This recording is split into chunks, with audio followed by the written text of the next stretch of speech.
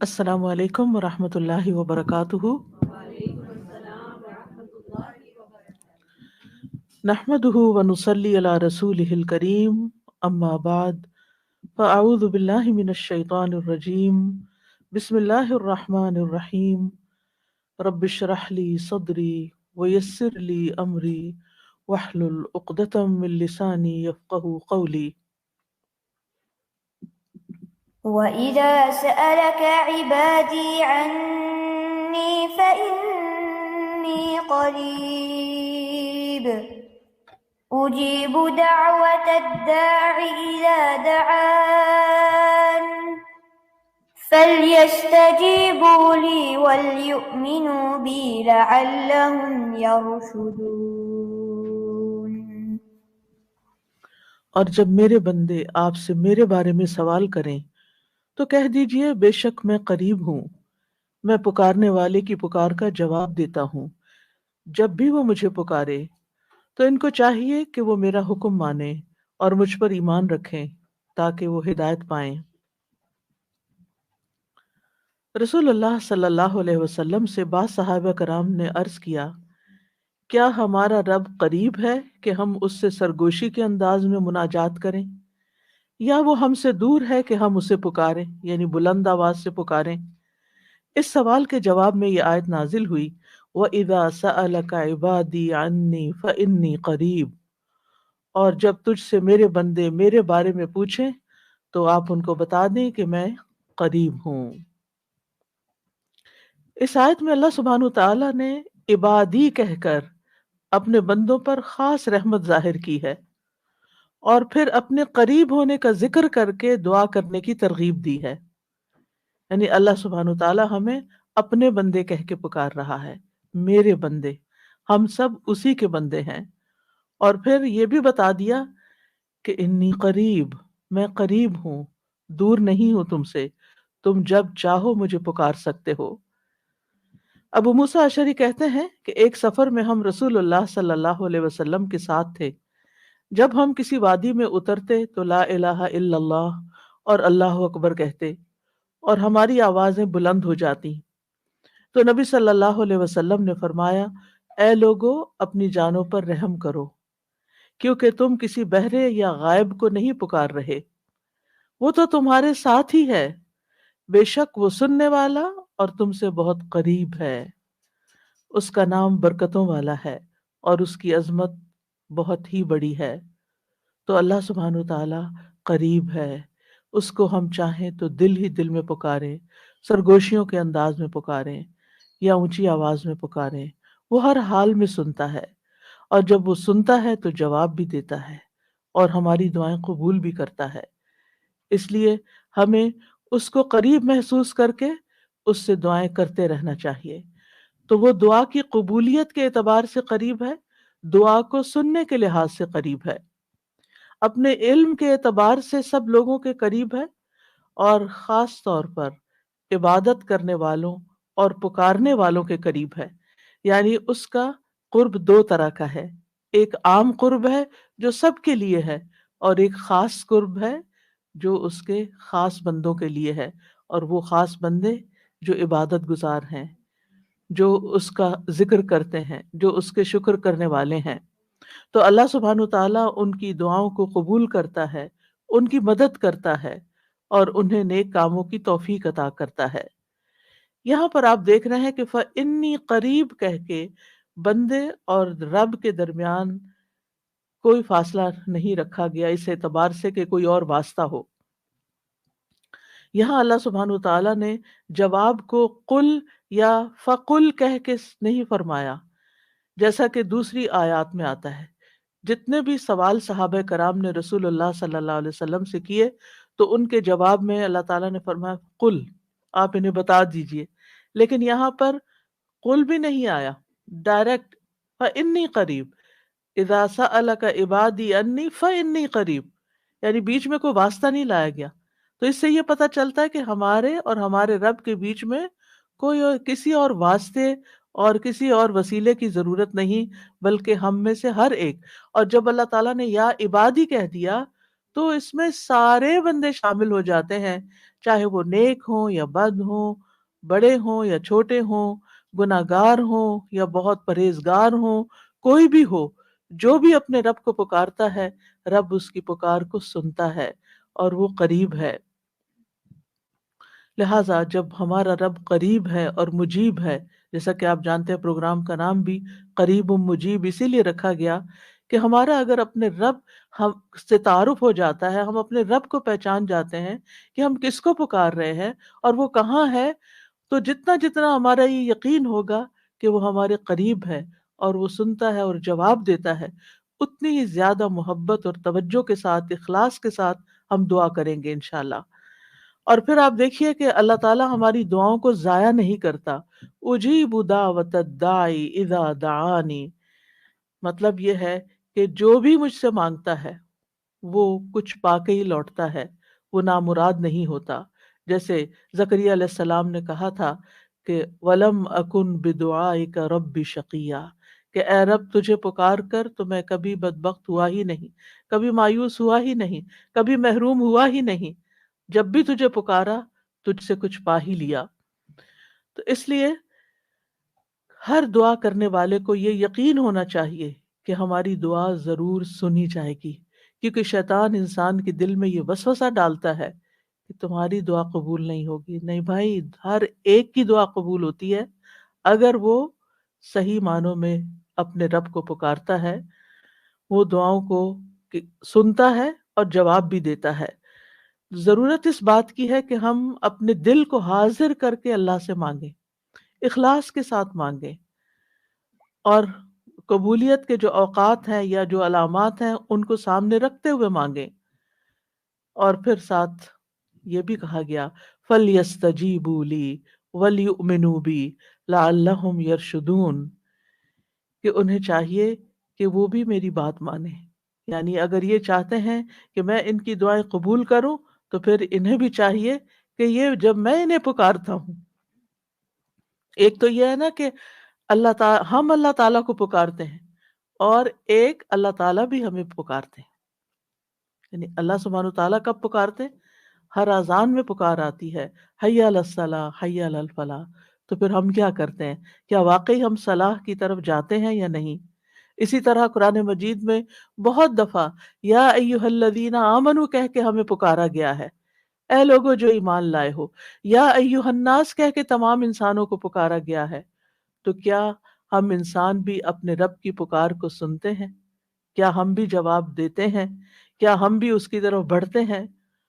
اور پھر یہ کہ وَلْيُؤْمِنُوا بِي، چاہیے کہ وہ مجھ پر ایمان لائیں، چاہیے کہ وہ میری بات مانیں، لَعَلَّهُمْ يَرْشُدُونَ، شاید کہ وہ سیدھی راہ پا جائیں۔ رسول اللہ صلی اللہ علیہ وسلم نے فرمایا تم میں سے ہر ایک کی دعا قبول کی جاتی ہے جب تک کہ کوئی گناہ یا قطع رحمی کی دعا نہ کرے، بشرطے کہ جلدی بھی نہ کرے۔ پوچھا گیا یا رسول اللہ وہ جلدی کیا ہے؟ فرمایا یہ کہ کوئی یوں کہے کہ میں نے دعا کی اور میں نے دعا کی، یعنی دوبارہ کہ میں نے تو کئی بار دعا کی، بہت دعا کی، میری تو دعا قبول نہیں ہوتی، اور اس طرح وہ تھک ہار کر دعا کرنا چھوڑ دے۔ ایسا نہ کرے بلکہ دعا کرتا رہے، کیونکہ اس کی قبولیت کے مختلف طریقے ہیں۔ تو اللہ سبحانہ وتعالی ہم سے قریب ہے۔ ایک اور آیت میں آتا ہے سورۃ ہود کی وَإِلَىٰ ثَمُودَ أَخَاهُمْ صَالِحًا قَالَ يَا قَوْمِ اعْبُدُوا اللَّهَ مَا لَكُم مِّنْ إِلَٰهٍ غَيْرُهُ هُوَ أَنشَأَكُم مِّنَ الْأَرْضِ وَاسْتَعْمَرَكُمْ فِيهَا فَاسْتَغْفِرُوهُ ثُمَّ تُوبُوا إِلَيْهِ إِنَّ رَبِّي قَرِيبٌ مُّجِيبٌ۔ اور سمود کی طرف ان کے بھائی صالح کو بھیجا، اس نے کہا اے میری قوم، اللہ کی عبادت کرو، اس کے سوا تمہارا کوئی معبود نہیں، اسی نے تمہیں زمین سے پیدا کیا اور تمہیں اس میں آباد کیا، سو اس سے بخشش مانگو، پھر اس کی طرف پلٹ آؤ، یقیناً میرا رب قریب ہے، قبول کرنے والا ہے۔ ان ربی قریب مجیب۔ یہاں قوم سمود کی بات کی جا رہی ہے۔ یہ لوگ مدائن کے علاقے میں رہتے تھے جو تبوک اور مدینہ منورہ کے درمیان واقع تھا۔ صالح علیہ السلام نے اپنی قوم کو ایک طرف اللہ سبحانہ تعالیٰ کی عبادت کی دعوت دی، توحید کی دعوت دی کہ صرف وہی تمہارا معبود ہے جس نے تمہیں پیدا کیا، جس نے تمہیں زمین میں آباد کیا، لہٰذا تم شرک سے اجتناب کرو، صرف اللہ کی طرف رجوع کرو۔ کیوں؟ اس لیے کہ وہ بہت قریب ہے، اپنے بندوں کی دعائیں سنتا ہے۔ تو آپ دیکھیے، جو آپ کے قریب ہو اور جو آپ کی بات بھی سنتا ہو، تو کیا آپ نہیں چاہیں گے کہ آپ اس کے قریب ہوں؟ یہاں پر آپ دیکھیے کہ دعا کرنے سے پہلے دو چیزوں کی بات ہے، استغفار اور توبہ کی، کہ اس سے استغفار کرو اور توبہ کرو تو تمہاری دعائیں قبول ہوں گی۔ مراد یہ ہے کہ توبہ کا مطلب یہ ہے کہ گناہوں سے کنارہ کشی اختیار کرو اور اس بات کا پکا وعدہ کرو کہ آئندہ گناہ نہیں کرو گے۔ اور استغفار کا مطلب ہوتا ہے بخشش طلب کرنا، کہ اللہ ہمیں معاف کر دے، ہمارے گناہوں پہ پردہ ڈال دے۔ اور توبہ اور استغفار دونوں ہم معنی بھی ہیں۔ امام ابن قیم کہتے ہیں استغفار میں توبہ شامل ہے اور توبہ میں استغفار شامل ہے، اور جب ان کو الگ الگ بولا جاتا ہے تو پھر اس کا معنی الگ الگ بھی ہوتا ہے۔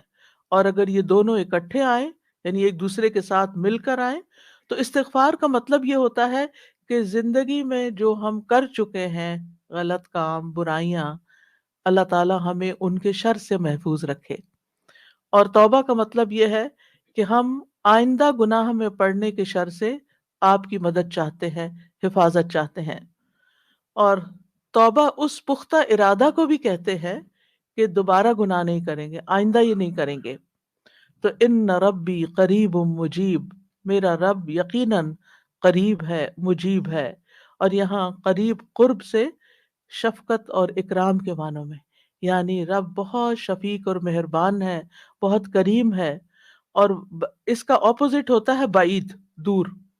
اور بہت کا لفظ سختی کے لیے بولا جاتا ہے، کہ وہ جو شفیق نہ ہو، سخت ہو، کرخت ہو، اور پھر یہ کہ کچھ نہ دے۔ ہم؟ تو ایسا نہیں ہے ہمارا رب۔ ہمارا رب قریب ہے، مہربان ہے، اور اس کے ساتھ ساتھ یہ کہ وہ اپنے بندوں کا اکرام کرتا ہے اور انہیں سیدھے رستے پر چلاتا ہے، ان کی رہنمائی کرتا ہے، ان کی ضروریات پوری کرتا ہے، ان کی حفاظت کرتا ہے، ان کو مدد دیتا ہے، ان کی مشکلات دور کرتا ہے۔ لہٰذا ہمیں اپنے رب کو قریب پاتے ہوئے، اور قربت کا ایک احساس ہوتا ہے۔ اس قریب ہونے کا مطلب یہ نہیں کہ اللہ سبحانہ تعالیٰ کسی نعوذ باللہ فزیکل فارم میں ہمارے ساتھ بیٹھے ہوئے ہیں یا ہمارے دل میں بیٹھے ہوئے ہیں، یہ مطلب نہیں ہے قریب کا۔ قربت ایک احساس کا نام ہے۔ آپ نے دیکھا ہوگا بہت سے لوگ دور ہوتے ہوئے آپ کے دل کے قریب ہوتے ہیں، اور کئی لوگ آپ کے ساتھ رہتے ہوئے، آپ کے ساتھ بیٹھے ہوئے، آپ کے ساتھ زندگی گزارتے ہوئے بھی آپ سے دور ہوتے ہیں۔ تو اللہ سبحانہ تعالی کا قرب محسوس کرنے کی چیز ہے، یعنی اس کو اپنے، یعنی اس طرح کہ وہ سنتا ہے۔ اللہ سبحانہ تعالیٰ سنتا ہے، السمیع ہے، اللہ تعالیٰ دیکھتا ہے، البصیر ہے، اللطیف ہے، الخبیر ہے، وہ ہمارے دلوں کے راز بھی جانتا ہے۔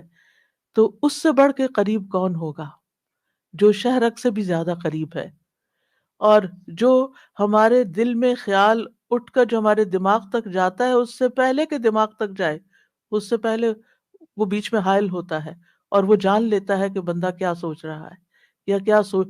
نہ صرف یہ کہ وہ یہ جانتا ہے کہ اس وقت کیا کر رہے ہیں ہم، وہ یہ بھی جانتا ہے ہم پاسٹ میں کیا کر چکے ہیں، اور وہ یہ بھی جانتا ہے کہ ہم فیوچر میں کیا کچھ کرنے والے ہیں۔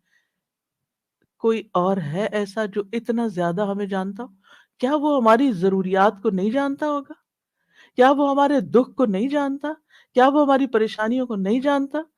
کیا وہ ہماری زندگی کے مقاصد کو نہیں جانتا؟ کیا وہ ہماری کوششوں کو نہیں جانتا؟ کیا وہ ہماری عبادتوں کو نہیں جانتا؟ وہ خوب جانتا ہے، وہ سب کچھ جانتا ہے۔ تو جو جانتا ہے اس سے مانگے، تو پھر کیا ہوگا بنسبت اس کے کہ جو جانتا بھی نہیں ہے اور ہم اس سے توقعات لگا کے بیٹھے رہیں کہ یہ ہمارے لیے کچھ کریں گے۔ عام طور پر ہم جب کسی مشکل کا شکار ہوتے ہیں تو پھر بندوں کی طرف دیکھتے ہیں، نہیں، جو اپنے رب کو قریب پاتے ہیں وہ اپنے رب ہی کی طرف دیکھتے ہیں اور رب ہی کی طرف پلٹ پلٹ کر جاتے ہیں۔ اور توبہ کا مطلب، تابہ یتوبو کا مطلب پلٹ پلٹ کر جانا بھی ہے، کہ واپس پلٹتے ہیں کہ اللہ تعالیٰ اگر ہماری کسی بات سے آپ ناراض ہو گئے ہیں یا ہم سے خفا ہیں، تو ہم تیری ہی طرف پلٹتے ہیں.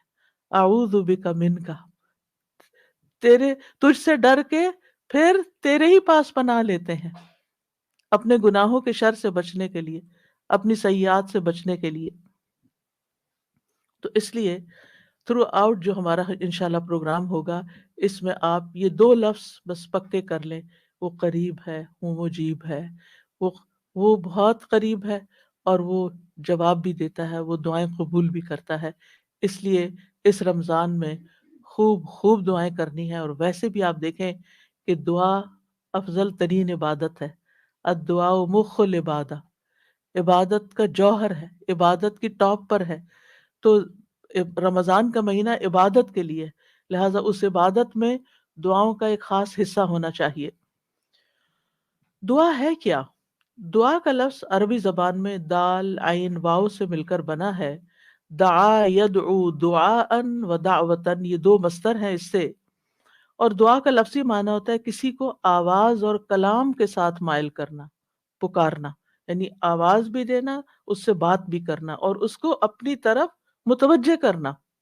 ایک ہوتا کسی سے بات کرنا لیکن اس میں مقصد یہ نہیں ہوتا کہ میری طرف متوجہ ہو. مثلا میں آپ سے بات کر رہی ہوں اس وقت، تو مجھے آپ سے یہ ایکسپیکٹیشن نہیں کہ آپ میری طرف متوجہ ہو کہ میری کوئی مدد کریں.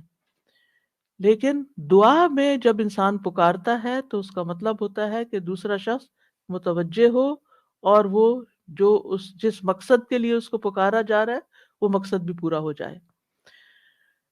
عربی میں کہتے ہیں دعوت اللہ، میں نے اللہ کو پکارا، یعنی میں نے سوال کرتے ہوئے، اللہ تعالیٰ کی طرف عاجزی کرتے ہوئے، جو خیر ہے اس کے پاس اس میں رغبت رکھی، اور اس رغبت کو طلب کرنے کے لیے اس کو پکارا، یعنی اس رغبت کے ساتھ اس کو پکارا. قرآن مجید میں دعا کا لفظ مختلف معنوں میں استعمال ہوا ہے. نمبر 1، دعا بمعنی ندا، آواز دینے کے معنوں میں. دعا کا مطلب کیا؟ آواز دینا. جیسے سورۃ آل عمران میں آتا ہے فَقُلْ تَعَالَوْا نَدْعُ أَبْنَاءَنَا وَأَبْنَاءَكُمْ وَنِسَاءَنَا وَنِسَاءَكُمْ وَأَنفُسَنَا وَأَنفُسَكُمْ. تو آپ کہہ دیجئے کہ آؤ ہم اپنے اور تمہارے بیٹوں کو اور اپنی اور تمہاری عورتوں کو بلا لیں، پکار لیں، یعنی تم بھی ان کو بلا لو، ہم بھی بلا لیتے. تو بلانے کے معنوں میں استعمال ہوتا ہے. تو عربی زبان میں دعا اور ندا یہ دو لفظ مترادف بھی ہیں، ایک دوسرے سے ملتے جلتے ہیں، سینونیمز ہیں، ایک جگہ پر اکٹھے بھی استعمال ہوئے ہیں. الا دعاء و نداء، کہ پکار اور آواز کے سوا کچھ نہیں سنتا. پھر اسی طرح دعا بمعنی طلب کرنا، کسی چیز کی ڈیمانڈ کرنا. قرآن مجید میں آتا ہے وَلَا تَزِرُ وَازِرَةٌ وِزْرَ أُخْرَى وَإِن تَدْعُ مُثْقَلَةٌ إِلَىٰ حِمْلِهَا لَا يُحْمَلْ مِنْهُ شَيْءٌ وَلَوْ كَانَ ذَا قُرْبَىٰ. اور کوئی بھی بوجھ اٹھانے والا کسی دوسرے کے گناہوں کا بوجھ نہ اٹھائے گا. یہ کب کی بات ہے؟ قیامت کے دن. اور کوئی بوجھ سے لدا ہوا شخص اپنا بوجھ اٹھانے کے لیے کسی کو بلائے گا، اس کو پکارے گا، وَإِن تَدْعُ، تو وہ اس میں سے کچھ بھی نہیں اٹھا سکے گا، کوئی مدد نہیں کرے گا قیامت کے دن، اگرچہ وہ قریبی رشتہ دار ہی کیوں نہ ہو. تو کسی کو مدد کے لیے بلانا، آؤ میرا سامان اٹھاؤ، میرا بوجھ اٹھاؤ، اس کے لیے بھی لفظ دعا جس میں ایک طلب پائی جاتی ہے استعمال ہوتا ہے. اسی طرح دعا کا لفظ بمعنی قول، بات کے بھی استعمال ہوتا ہے. قرآن مجید میں آتا ہے فَمَا كَانَ دَعْوَاهُمْ إِذْ جَاءَهُمْ بَأْسُنَا إِلَّا أَنْ قَالُوا إِنَّا كُنَّا ظَالِمِينَ. جب ان کے پاس ہمارا عذاب آیا تو ان کا قول اس کے سوا کچھ نہ تھا کہ وہ کہنے لگے بے شک ہم ہی ظالم تھے. تو یہاں پر قول یا بات کے معنوں میں آیا ہے. پھر اسی طرح دعا کا لفظ عبادت کے معنوں میں بھی آتا ہے. سورۃ کہف میں ان نوجوان بچوں کا جو قصہ آتا ہے، نوجوانوں کا جو قصہ آتا ہے جس میں وہ اپنے ایمان کو بچانے کے لیے غار کی طرف جا رہے تھے، تو اللہ تعالیٰ نے ان کے بارے میں فرمایا وَرَبَطْنَا عَلَىٰ قُلُوبِهِمْ إِذْ قَامُوا فَقَالُوا رَبُّنَا رَبُّ السَّمَاوَاتِ وَالْأَرْضِ لَن نَّدْعُوَ مِن دُونِهِ إِلَٰهًا لَقَدْ قُلْنَا إِذًا شَطَطًا.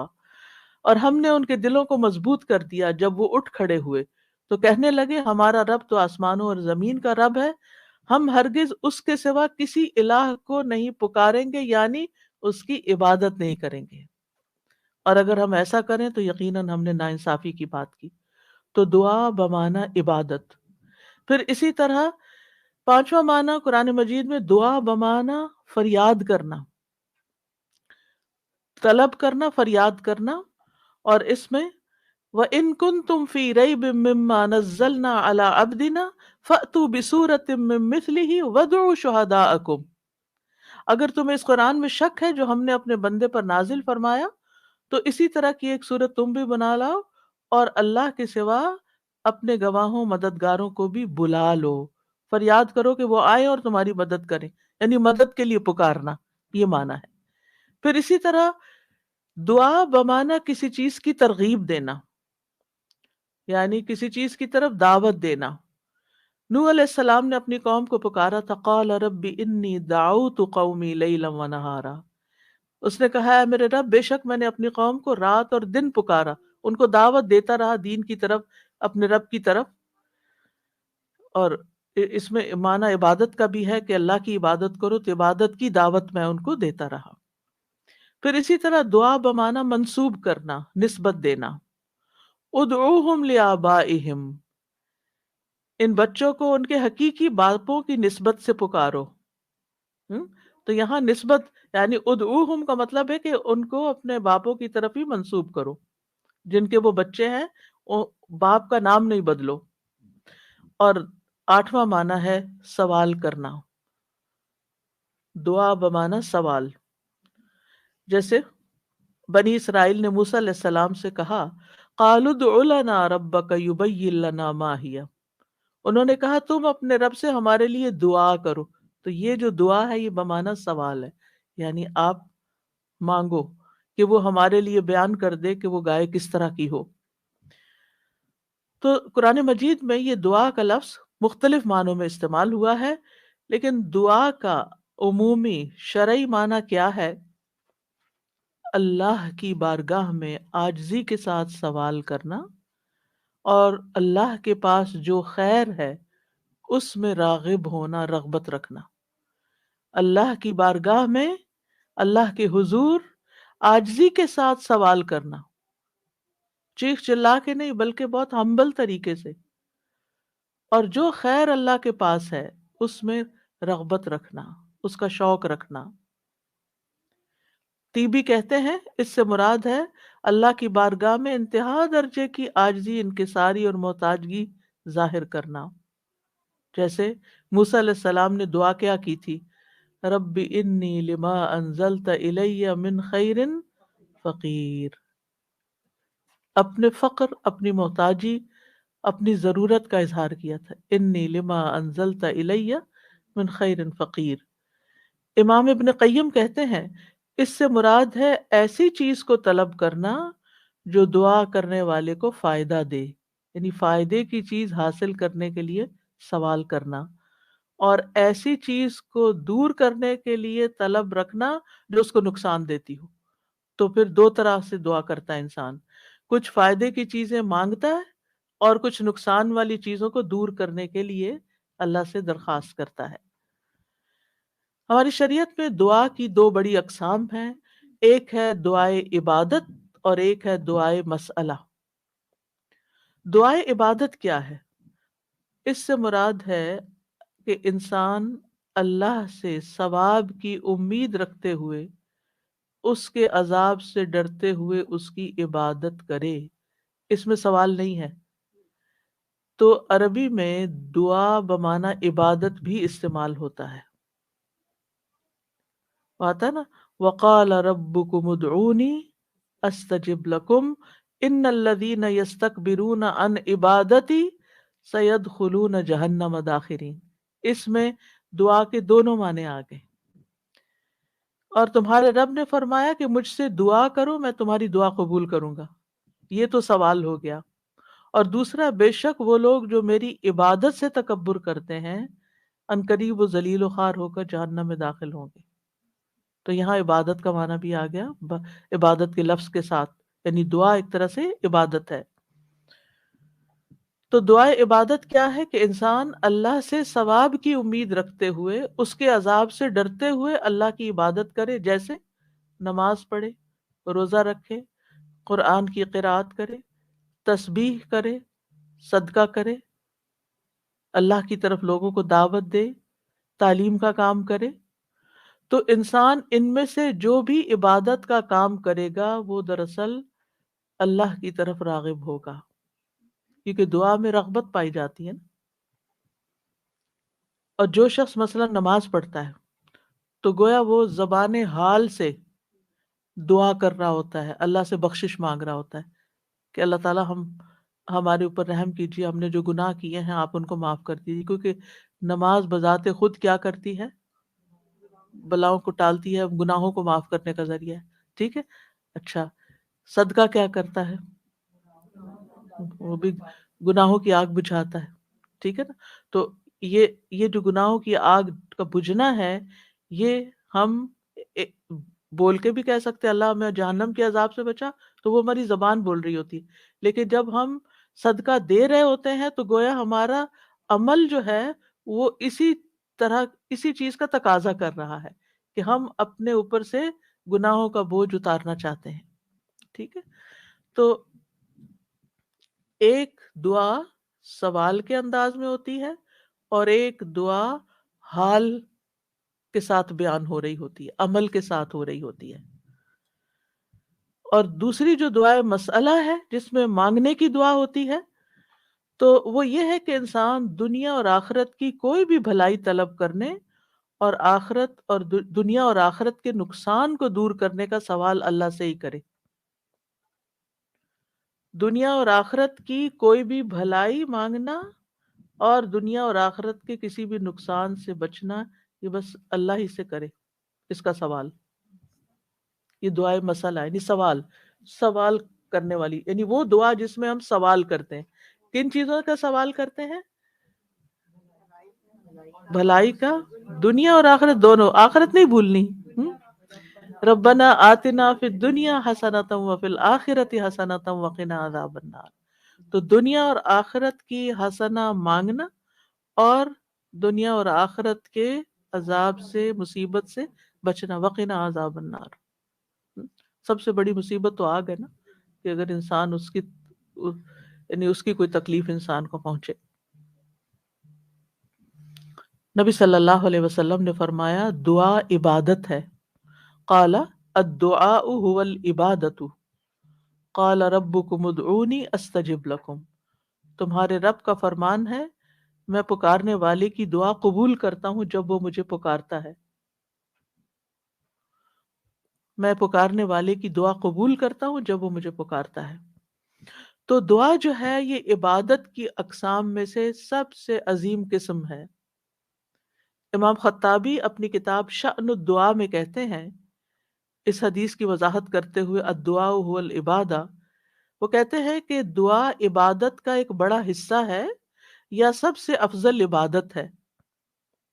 جیسے کہ لوگ کہتے ہیں لوگ بنو تمیم ہیں اور مال اونٹ ہیں، یعنی لوگوں کو دیکھنا تو بنو تمیم کو دیکھو، مطلب سب لوگوں سے افضل ہیں. نبی صلی اللہ علیہ وسلم اسی سے تھے نا، اور ان کی تعداد بھی زیادہ تھی. اور اسی طرح عربوں کے ہاں مال کی سب سے بڑی قسم اونٹ ہوا کرتے تھے. وہ کہتے ہیں مال تو اصل میں اونٹ ہے، اور لوگ تو بنو تمیم ہی ہے. تو اسی طرح کہا گیا دعا تو عبادت ہی ہے. الدعاء هو العبادہ، دعا ہی عبادت ہے. الحج عرفہ، تو اس کا یہ مطلب ہے کہ صرف عرفہ میں جاؤ، یہ نہیں. مطلب یہ ہے کہ جتنے بھی ارکان آپ حج کے ادا کرتے ہیں ان میں سے عرفہ کے دن کا قیام اگر کسی نے پا لیا تو اس کا حج ہو گیا، اور وہ سب سے بڑا دن ہے جس میں بخشش ہوتی ہے. تو یہ عربوں کے کہنے کا ایک انداز بھی ہے نا. اور مراد اس سے کیا ہے کہ دعا سب سے افضل عبادت ہے اور ساری اطاعتوں اور ساری بندگیوں کا مغز ہے، کہ انسان اپنی ہر پریشانی اور ہر ضرورت میں اللہ کی طرف متوجہ ہو جائے. یہ ہے اصل مقصد. اگر کسی مشکل میں پڑ گیا ہے تو اس مشکل کے دور ہونے کے لیے بس اللہ ہی کی طرف رجوع کرے اور اسی کا انتظار کرے کہ وہی کاٹے گا، لوگوں سے توقعات ہٹا لے۔ اس کا یہ مطلب نہیں کہ ہم لوگوں سے ہیلپ لے نہیں سکتے، آپ لوگوں سے ہیلپ لے سکتے ہیں، آپ آ، ان کو بتا سکتے ہیں کہ آپ کس مشکل میں ہیں اور اس کا حل کیا ہے، لیکن ان سے توقع نہ رکھے کہ یہ میری مشکل حل کر دیں گے۔ مثلا آپ کو کوئی پرابلم ہوئی ہے، آپ کسی سے مشورہ کرنا چاہتے ہیں، آپ کسی سے کاؤنسلنگ یعنی لینا چاہتے ہیں، آپ ضرور لیں، لیکن یہ توقع نہ رکھیں کہ یہ آپ کا مسئلہ حل کر دے گا، یا یہ آپ بس یہی آپ کے لیے سب کچھ ہو گیا۔ اس کو اللہ سبحانہ وتعالیٰ سے آگے نہ رکھیں۔ وہ کہتے ہیں نا ہمت مردہ مدد خدا، ہمت آپ نے کرنی ہے، کوشش آپ نے کرنی، مدد اللہ نے کرنی ہے۔ دعا میں دعا کی بھی ہمت ہوتی ہے، اور دعا کے لیے بھی ایک ایفرٹ لگانی پڑتی ہے، اور اس کے لیے یکسو ہونا پڑتا ہے۔ خصوصاً آپ دیکھیں کہ جب کسی بڑی پریشانی کے نتیجے میں انسان کے ہوش اڑ جاتے ہیں، اوسان خطا ہو جاتے ہیں، اس کو کچھ سمجھ نہیں آتی، تو ایسی صورت میں انسان اپنے خیالات کو مجتمع کر کے، فوکس کر کے، پوری توجہ کے ساتھ اللہ کی طرف جب متوجہ ہوتا ہے، تو یہ ہے اصل میں دعا کی روح۔ اور نہ صرف یہ کہ بڑی مشکلات میں، بلکہ چھوٹی چھوٹی ضروریات میں بھی اللہ کی طرف رغبت کرنی چاہیے، کیونکہ ہم سب یعنی دعا کی ضرورت کیوں ہے ہماری زندگی میں؟ کیونکہ ہم اللہ کے محتاج ہیں، بادشاہ وہی ہے، ہم فقیر ہیں۔ یا ایھا الناس انتم الفقراء الی اللہ، اے لوگو تم سب اللہ کے محتاج ہو، کوئی بھی انڈیپینڈنٹ نہیں، کوئی بھی یہ نہیں کہہ سکتا کہ میں اپنے سب کام خود ہی کر سکتا ہوں۔ واللہ هو الغنی الحمید، اور اللہ سب سے بے پرواہ ہے اور تعریف کے لائق ہے، بندوں میں سے کوئی بھی بے پرواہ نہیں ہو سکتا، ہم سب محتاج ہیں۔ دوسری بات، اللہ سارے خزانوں کا مالک ہے۔ وَإِن مِّن شَيْءٍ إِلَّا عِندَنَا خَزَائِنُهُ، کوئی چیز ایسی نہیں، وَإِن مِّن شَيْءٍ إِلَّا عِندَنَا خَزَائِنُهُ، کہ جس کے خزانے ہمارے پاس نہ ہوں۔ آپ کوئی چیز آرڈر کرنا چاہتے ہیں تو پتہ چلتا ہے وہ تو ہے ہی نہیں، ختم ہو گئی، سٹاک ختم، آؤٹ آف سٹاک۔ بڑی سے بڑی کمپنی، بڑے سے بڑے ریسورسز رکھنے والے انسانوں سے جب آپ مانگتے ہیں تو آپ دیکھیں کیا ہوتا ہے کہ انسان بعض اوقات وہ اوپر جا کے اتنی نیچے گرتے ہیں کہ پائی پائی کے محتاج ہو جاتے ہیں۔ ایسی مثالیں آپ نے بھی دیکھی ہوں گی، سنی بھی ہوں گی، کہ کہاں ان کے پاس بہت کچھ تھا اور کہاں وہ زیرو پہ آ گئے۔ اللہ تعالیٰ ایسا نہیں ہے، ہمیشہ سے ہے اس کے پاس اور ہمیشہ رہے گا۔ ساری مخلوق اگر کسی میدان میں جمع ہو کر سب کچھ مانگے تو بھی اللہ تعالیٰ کے خزانوں میں اتنی کمی نہیں آتی جتنی ایک سوئی کو سمندر میں ڈبو کے نکالا جائے تو پانی کے ساتھ کچھ لگتا ہے، پانی جو سوئی کے ساتھ لگتا ہے اتنی بھی کمی نہیں ہوتی۔ وہ جتنا چاہے خرچ کرتا رہے، جتنا چاہے وہ بندوں کو دیتا رہے، پھر بھی اس کے ہاتھ بھرے رہتے ہیں، ان میں کوئی کمی نہیں ہوتی۔ ایک اور آیت میں آتا ہے سورۃ المنافقون میں، وَلِلَّهِ خَزَائِنُ السَّمَاوَاتِ وَالْأَرْضِ، آسمانوں اور زمین کے خزانے اللہ کے پاس ہیں۔ پھر کیا کرنا چاہیے؟ اس کے پاس جانا چاہیے، جس کے پاس کوئی خزانہ نہیں ہے اس کے پاس جو سارے خزانوں کا مالک۔ مشکل یہ ہے کہ ہمارے مانگنے میں کمی ہوتی ہے، دیر ہوتی ہے، وہ سب کچھ دے سکتا ہے، سب کچھ ہے اس کے پاس، یو نیم اٹ۔ یعنی آپ گھر جا کے بیٹھیں، غور کریں، نماز کے بعد کسی اور خاموشی تنہائی کے وقت، مجھے کیا چاہیے، مجھے کیا مسئلہ ہے، مجھے کیا پرابلم ہے، میری کیا پریشانی ہے، کیا اللہ کے پاس اس کا حل ہے؟ یقیناً ہے، وہ کر سکتا ہے، بالکل کر سکتا ہے۔ پھر مجھے کیا کرنا چاہیے؟ اسی سے مانگنا چاہیے، اس سے گڑ گڑا کے مانگنا چاہیے، اس سے اپنی محتاجی اور اپنی بیچارگی کا احساس دلا کے، یعنی کہ اس کا اظہار کر کے مانگنا چاہیے۔ اَمَّن يُجِيبُ الْمُضْطَرَّ إِذَا دَعَاهُ وَيَكْشِفُ السُّوءَ، اللہ تعالیٰ آپ سے پوچھتے ہیں کون ہے جو بے قرار کی، مضطر، بے قرار، بے چین انسان کی بات سنتا، اس کو جواب دیتا، امن یجیب المضطر اذا دعوا، جب بھی وہ اس کو پکارتا ہے، ویکشف السوء، اور وہ تکلیف کو دور بھی کرتا ہے. ایسا نہیں کہ وہ صرف سن رہا ہے، اس نے وہ تکلیف دور بھی کر دینی ہے. اور آپ کہیں گے بس اتنی سی بات تھی، میں اس کو اتنا پہاڑ بنائے ہوئی تھی، اپنی زندگی کا بہت بڑا مسئلہ بنائے ہوئے تھی، اور اللہ تعالیٰ کے لیے بس اتنی سی بات تھی. میرے مانگنے میں کمی تھی، اس کے پاس نہیں کمی، ہماری دعا میں کمی ہے، ہمارے اخلاص میں کمی ہے، اس کے دینے میں کمی نہیں ہے. وہ تو دے کر اس کو اس طرح پکارا کرے نا کہ اللہ تعالیٰ آپ تو دے کر کسی کمی کا شکار نہیں ہوتے، لیکن میری کمی پوری ہو جائے گی. پھر آپ دیکھیں ہر بھلائی دینے اور ہر تکلیف دور کرنے پہ قادر ہے. سورۃ الانعام میں آتا ہے وَإِن يَمْسَسْكَ اللَّهُ بِضُرٍّ فَلَا كَاشِفَ لَهُ إِلَّا هُوَ وَإِن يَمْسَسْكَ بِخَيْرٍ فَهُوَ عَلَى كُلِّ شَيْءٍ قَدِيرٌ.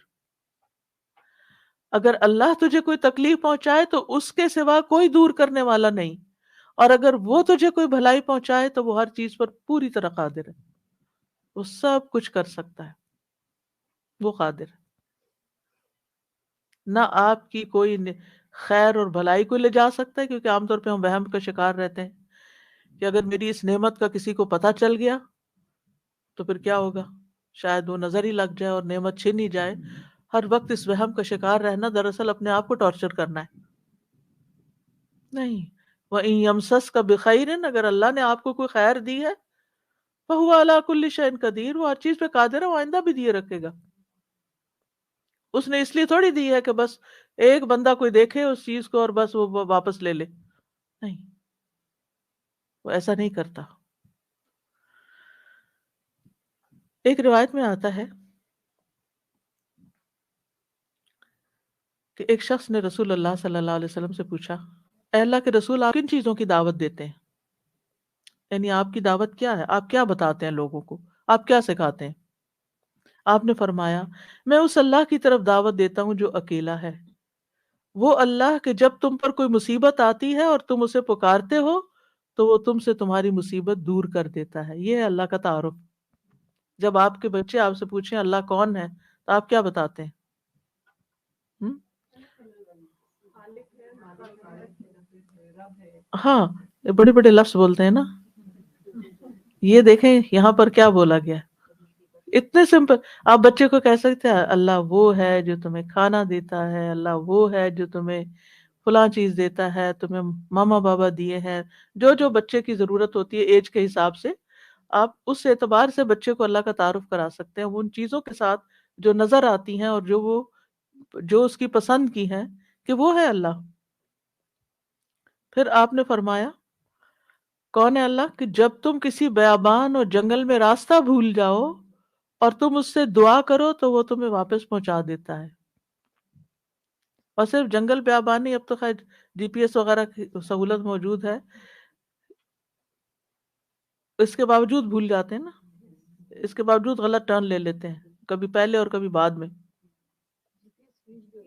جی پی ایس فریز ہو جاتے ہیں، نیٹ چلا جاتا ہے، وہ روڈ میپ ختم ہو جاتا ہے، کئی مسائل ہیں. تو کبھی بھی راستہ بھولیں تو ہم پہلی بات یہ سوچیں کہ اللہ سے دعا کرتے ہیں اللہ راستہ دکھا دے. راستہ بھولنے پر مجھے کبھی ٹینشن نہیں ہو، میں ہمیشہ سوچتی ہوں اللہ پہنچا دے گا، ہو جائے گا، کوئی مسئلہ نہیں. اللہ کے تو علم میں ہے نا. میں تو کہتی ہوں کہ آپ کو پتہ ہے نا کہاں ہے، بس وہاں لے جائیں. ہمیں نہیں پتا، آپ کو تو پتا ہے نا. تو جب آپ اللہ سے مانگتے ہیں، کبھی لاڈ پیار سے، کبھی اس کی کسی صفت کا واسطہ دے کر، کبھی اپنی عاجزی محتاجی ظاہر کر کے، تو وہ ضرور سنتا ہے. پھر فرمایا وہ ذات کہ جب تم قحط سالی میں مبتلا ہوتے ہو اور تم اس سے دعا کرتے ہو تو وہ تم پر پیداوار ظاہر کر دیتا ہے، یعنی تمہیں تمہاری پیداوار اگا دیتا ہے زمین سے. یہ ہے اللہ، یہ اللہ کا تعارف. پھر آپ دیکھیے کہ ہم کیوں اللہ سے مانگیں، کیونکہ زمین و آسمان کی ساری مخلوق اللہ ہی سے مانگتی ہے، تو ہم کیوں نہ مانگیں. آپ غور کیجئے ذرا اس بات پر، یسألہ من فی السماوات والارض، کل یوم ہوا فی شأن، اسی سے مانگتا ہے جو کوئی آسمانوں اور زمین میں ہے، ہر دن وہ ایک نئی شان میں ہے، اسی سے مانگ رہا ہے ہر کوئی جو آسمانوں اور زمین میں ہے، ہر کوئی۔ کون کون ہے آسمانوں اور زمین میں؟ آسمانوں میں فرشتے ہیں جن کو ہم جانتے ہیں، زمین پر انسان اور جنات ہیں، اس کے علاوہ جو اور مخلوقات ہیں، وہ ساری مخلوق اللہ سے مانگ رہی ہے۔ اگر ساری مخلوق اللہ سے مانگتے اور ہم کسی اور سے مانگنا شروع کر دیں، غیر اللہ سے مانگیں، تو کتنی حماقت والی بات ہے نا۔ اللہ نے عقل اسی لیے دی تھی کہ ہم اللہ ہی کو نہ پہچانے۔ تو اللہ سبحانہ وتعالیٰ سے سوال کرنے کے اعتبار سے 4 طرح کے لوگ ہیں۔ امام ابن تیمیہ کہتے ہیں پس تمام آسمانوں اور زمین کے لوگ اللہ سے سوال کرتے ہیں تو ان کے 4 درجات بن جاتے ہیں۔ پہلی قسم، کچھ وہ لوگ ہوتے ہیں جو نہ ہی اللہ کی عبادت کرتے ہیں نہ ہی اس سے مدد طلب کرتے ہیں، حالانکہ اللہ نے ان کو پیدا کیا، ان کو رزق دیا، ان کو عافیت دی۔ تو یہ کون ہے؟ نہ اللہ کی عبادت نہ ہی اس سے دعا، کچھ بھی نہیں، کوئی تعلق نہیں۔ دوسری قسم کے وہ لوگ ہوتے ہیں جو اللہ سے مدد طلب کرتے ہیں تو وہ ان کی مدد کر دیتا ہے، لیکن وہ اللہ کی عبادت نہیں کرتے، عبادت نہیں کرتے۔ ہاں، جب کوئی مسئلہ پیش آتا ہے تو پھر کیا کرتے ہیں؟ پھر دعا کر لیتے ہیں۔ ایسے لوگ آپ نے دیکھے ہوں گے، نماز نہیں، روزہ نہیں، صدقہ خیرات کچھ نہیں، ہاں کوئی مشکل پیش آئے تو پھر اللہ سے دعا کرتے ہیں۔ تیسری قسم کے کچھ وہ لوگ ہوتے ہیں جو اللہ کی عبادت اور اطاعت طلب کرتے ہیں، لیکن نہ ہی اس سے مدد مانگتے ہیں نہ اس پہ توکل کرتے ہیں۔ نماز روزہ کر لیں گے، دعا نہیں کرتے، کہتے ہیں اللہ کو پتہ ہی ہے نا کیا چاہیے، اب مانگنا کس لیے؟ نہیں، اللہ تعالیٰ خود فرماتے وقال ربکم ادعونی، تمہارا رب کہتا ہے مجھ سے دعا کرو، تو کیوں نہ دعا کریں؟ ہمیں دعا کرنی ہے۔ چوتھی قسم کے وہ لوگ ہوتے ہیں جو اللہ کی عبادت بھی کرتے ہیں اور اس سے دعا بھی کرتے ہیں، اس سے مدد بھی طلب کرتے ہیں، تو اللہ تعالیٰ انہیں اپنی عبادت اور اطاعت پر ان کی مدد کرتا ہے۔ جیسے ہم کہتے ہیں ربی اعنی علی ذکرک و شکرک و حسن عبادتک، تو اللہ تعالیٰ مدد بھی فرماتا ہے۔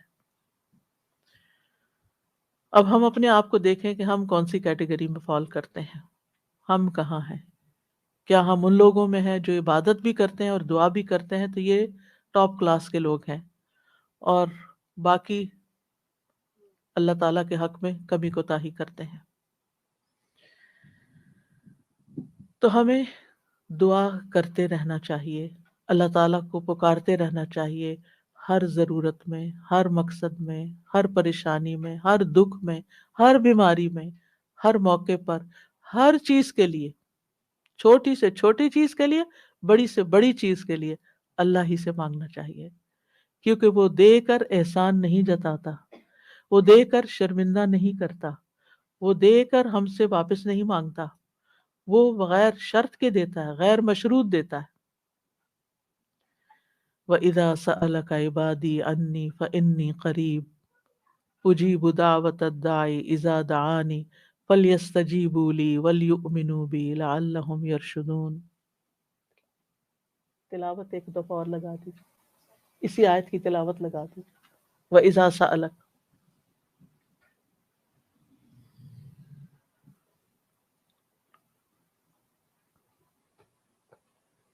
وَإِذَا سَأَلَكَ عِبَادِي عَنِّي فَإِنِّي قَرِيبٌ أُجِيبُ دَعْوَةَ الدَّاعِ إِذَا دَعَانِ فَلْيَسْتَجِيبُوا لِي وَلْيُؤْمِنُوا بِي لَعَلَّهُمْ يَرْشُدُونَ۔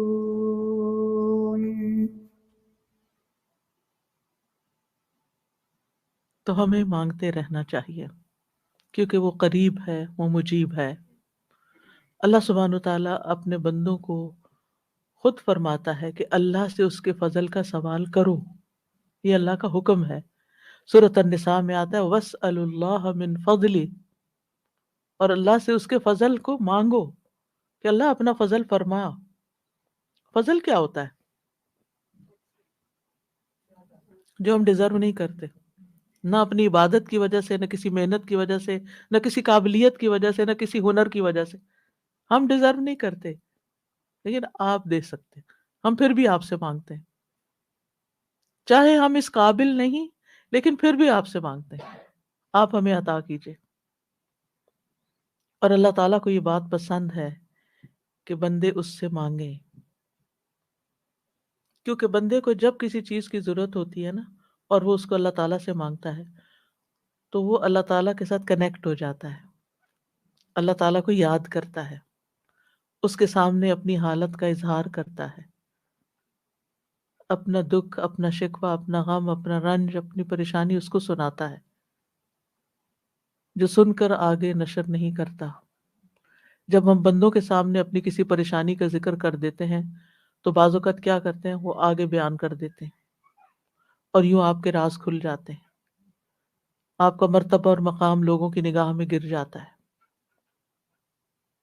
کچھ لوگ آپ سے حسد کرنے لگتے ہیں، کچھ لوگ آپ کی تکلیف پہ خوش ہوتے ہیں۔ تو اس لیے ہمیں اللہ سبحانہ تعالیٰ کے سامنے ہی اپنے رنج اور دکھ کی فریاد رکھنی چاہیے۔ اللہ تعالیٰ اپنے بندوں کو ہر اس چیز سے، ہر چیز کو اسی سے مانگنے کا حکم دیتا ہے۔ اب ہر چیز میں کیا ہے؟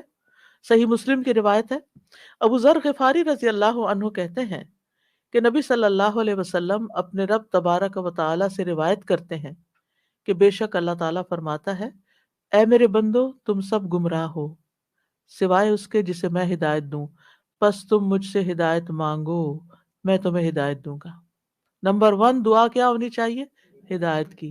دن کی ہر رکعت میں ہم اہدنا الصراط المستقیم مانگتے ہیں، ہر کام میں ہمیں گائیڈنس چاہیے، ہمیں کلیرٹی چاہیے، چاہے دین کا کام ہو چاہے دنیا کا کام، ہر چیز میں ہمیں صحیح راستہ، صحیح اسٹریٹجیز اختیار کرنے کی ضرورت ہوتی ہے، تب وہ کام ہو پاتا ہے،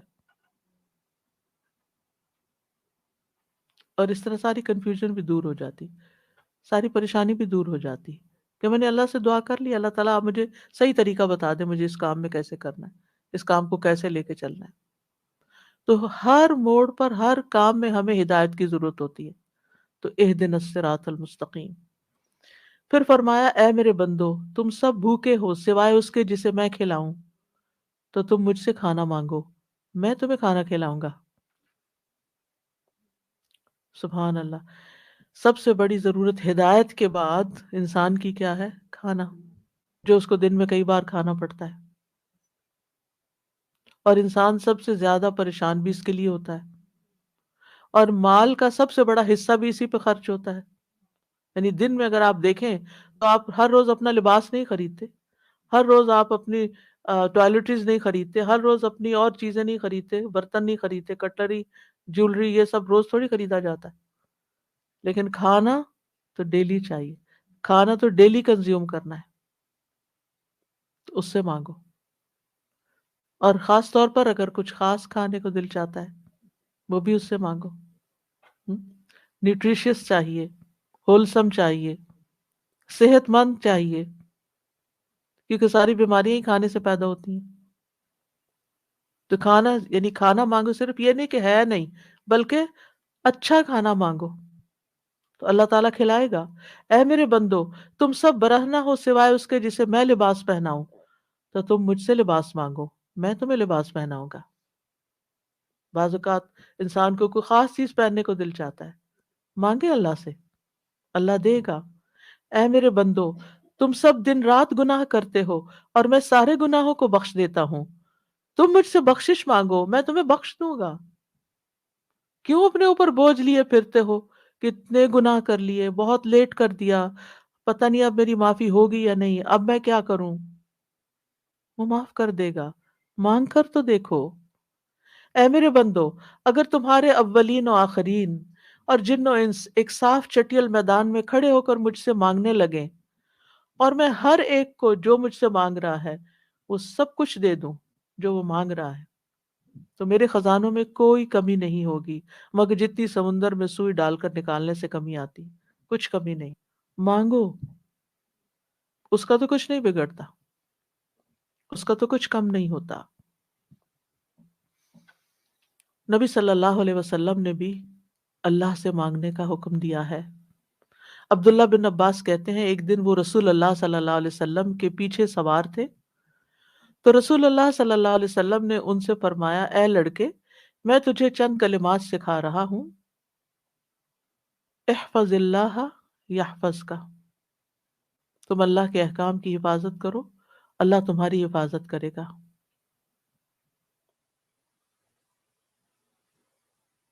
احفظ اللہ تجدہ تجاہک، اللہ کی حفاظت کرو یعنی اللہ تعالیٰ کے احکامات کی، تم اسے اپنے سامنے پاؤ گے، قریب پاؤ گے۔ اذا سألت فاسأل اللہ، جب تمہیں مانگنا ہو اللہ سے مانگو، جب تمہیں مانگنا ہو، کچھ بھی مانگنا ہو۔ وَإِذَا اسْتَعَنْتَ فَاسْتَعِنْ بِاللَّهِ، اور جب مدد چاہیے اللہ سے مدد مانگو، کسی بھی طرح کی مدد، یعنی مدد صرف مالی مدد نہیں ہوتی، یا مدد صرف ان چیزوں کی نہیں ہوتی جو اوپر چاہیے، اوپر جن چیزوں کا ذکر ہوا ہے، مدد تو ہمیں ہر کام میں چاہیے ہوتی ہے۔ ہم کون سی لائن اختیار کریں، کون سا پیشہ اختیار کریں، کون سی جاب لیں، کون سی نہ لیں، کیا کریں کیا نہ کریں، فلان جگہ جانا ہے جائیں یا نہ جائیں، ہر معاملے میں۔ اور یہ جو ہمیں استخارہ سکھا دیا گیا تو یہ بھی تو یہی ہے۔ اور اس استخارے میں بھی آپ دیکھیے، اذا سألک عبادی انی فانی قریب اجیب دعوت الداعی اذا دعانی، اس میں بھی آپ دیکھیں بیچ میں واسطہ نہیں رہا نا، تو ہم کسی سے نہیں کہہ سکتے آپ میرا استخارہ کریں، آپ اپنے لیے خود ہی خیر مانگیں۔ آپ صلی اللہ علیہ وسلم نے عبداللہ بن عباس سے کہا، جان رکھو اگر ساری دنیا مل کر بھی تمہیں نفع پہنچانا چاہے تو تمہیں نفع نہیں پہنچا سکتی سوائے اس کے جو اللہ نے تمہارے لیے لکھ دیا، اور اگر وہ سارے مل کر تمہیں کوئی نقصان دینا چاہیں، نقصان نہیں دے سکتے سوائے اس کے جو اللہ نے تمہارے لیے لکھ دیا۔ کتنا بڑا توکل سکھاتی ہے یہ بات، کتنی کتنی فکریں پریشانیاں دل سے اور دماغ سے بالکل آف لوڈ ہو جاتی، کچھ نہیں ہوتا، کوئی کچھ نہیں بگاڑ سکتا۔ ہم ڈرتے رہتے ہیں نا، کبھی فیوچر سے ڈرتے ہیں، کبھی لوگوں سے ڈرتے ہیں، کبھی کسی بیماری سے ڈرتے ہیں، کبھی بھوک فقر و فاقہ سے ڈرتے ہیں، کبھی اپنے اولاد کے بارے میں ڈر رہے ہوتے ہیں، فکر کر رہے ہوتے ہیں ان کا کیا بنے گا، ان کے ایمان کا کیا ہوگا، ان کے کھانے پینے کا کیا ہوگا، ان کے رہنے کا کیا، یہی فکریں تو ہیں ہماری جن میں ہم ڈوبے رہتے ہیں۔ اللہ نے ہمیں صرف ان فکروں کے لیے تھوڑی بھیجا ہے، ہمیں تو اللہ نے اپنی عبادت کے لیے بھیجا تھا۔ اللہ نے ہمیں بڑے کام کرنے کے لیے بھیجا، ہم نے اپنے آپ کو چھوٹی چھوٹی چیزوں میں الجھا کر بیمار کر لیا، اور انہی کے اندر ہی گھومتے رہے، اور انہی کی فکر کرتے رہے، اور انہی کے بوجھ تلے دبے رہے، جبکہ ہمیں تو کنتم خیر امت اخرجت للناس، تم بہترین امت ہو، تمہیں تو انسانیت کے لیے پیدا کیا گیا تھا، تمہیں تو اوروں کے لیے پیدا کیا گیا تھا کہ تم خود بھی ہدایت پر اور انہیں بھی اللہ کی طرف بلاؤ، اور تم صرف اپنی ہی ذات میں کھو گئے، اور صرف اپنے ہی غم لے کر بیٹھ گئے، اور صرف اپنی ہی پریشانیوں میں دن رات رہے۔ ان سب چیزوں کو تو اللہ کے حوالے کرنے کی ضرورت ہے، وہ ٹیک کیئر کرے گا۔ ان تنصر اللہ ینصرکم، اگر تم اللہ کی مدد کرو گے اللہ تمہاری مدد کرے گا، اور وہ ضرور کرے گا۔ تم اوروں کی فکر کرو، اللہ تمہاری کرے گا۔ تو اس لیے ہمارے کرنے کا کام کیا؟ احفظ اللہ یحفظ کا، حفاظت چاہیے، تم اللہ تعالیٰ کے احکامات کی حفاظت کرو، جو تمہیں کہا جا رہا ہے وہ پابندی سے کرو، باقی کام اللہ کا ہے۔ اور پھر احفظ اللہ تجدہ تجاہک، جب تم اللہ کے بن جاؤ گے نا تو پھر اللہ کو بہت قریب پاؤ گے۔ پھر آپ دیکھیے کہ اللہ کے نزدیک دعا سے زیادہ کوئی چیز معزز نہیں۔ دعا انسان کو عزت دیتی ہے، جب انسان بندوں کے آگے ہاتھ پھیلاتا ہے تو ذلیل ہوتا ہے، اور جب اللہ سے مانگتا ہے دو ہاتھ اٹھا کے، بندوں کے سامنے تو ہم ایک ہاتھ پھیلاتے ہیں نا، اور اللہ کے سامنے دو ہاتھ پھیلاتے ہیں۔ اور جب انسان اللہ سے مانگتا ہے تو اللہ اس بندے سے محبت کرتا ہے، اور اس بندے کو دیتا ہے، نوازتا ہے اور عزت دیتا ہے۔ اپنی جناب سے دیتا ہے، اور جب بندوں سے مانگتے ہیں تو وہ کبھی دیتے ہیں کبھی نہیں دیتے، اور کبھی دے کے اذیت بھی دیتے ہیں، اور پھر احسان جتاتے ہیں، دکھ دیتے ہیں، ذلیل کرتے ہیں، بعض اوقات آپ کی انا کو مجروح کر دیتے ہیں، آپ کی عزت کو مجروح کر دیتے ہیں، آپ کو بعض اوقات بدنام کر دیتے ہیں. تو اللہ کے نزدیک دعا سے زیادہ کوئی چیز معزز نہیں. لیس شیء اکرم علی اللہ من الدعاء. پھر یہ کہ اللہ تعالیٰ دعائیں سنتا ہے. وَلَقَدْ نَادَانَا نُوحٌ فَلَنِعْمَ الْمُجِيبُونَ. یقیناً نوح نے ہمیں پکارا تو ہم بہت اچھے قبول کرنے والے ہیں. ہم نے ان کی سنی، ہمیں کیوں بتایا جا رہا ہے؟ تاکہ تم بھی پکارو، تمہاری بھی سنی جائے گی. ابراہیم علیہ السلام نے کیا کہا تھا؟ ان ربی لسمیع الدعاء. میرا رب تو یقیناً دعا سننے والا ہے، وہ تو ضرور سنتا ہے. اور پھر خاص طور پر جو مضطر ہو، بے چین ہو، بے قرار ہو، لاچار ہو. امن یجیب المضطر اذا دعاہ ویکشف السوء.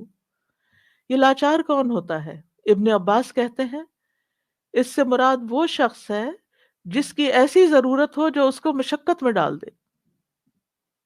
انسان کا حال یعنی مصیبت میں پڑ جائے انسان، چاہے اندر قلبی روحانی طور پر، چاہے مالی طور پر، چاہے صحت، یعنی کسی بھی اعتبار سے جو چیز اس کو مشکل میں ڈال دے، مشقت میں.